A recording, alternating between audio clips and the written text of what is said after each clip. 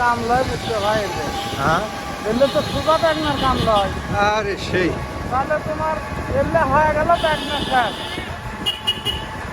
এলে এত কষ্ট করে করার পরে একটা লোক যদি কিনে নেয় শান্তি তাহলে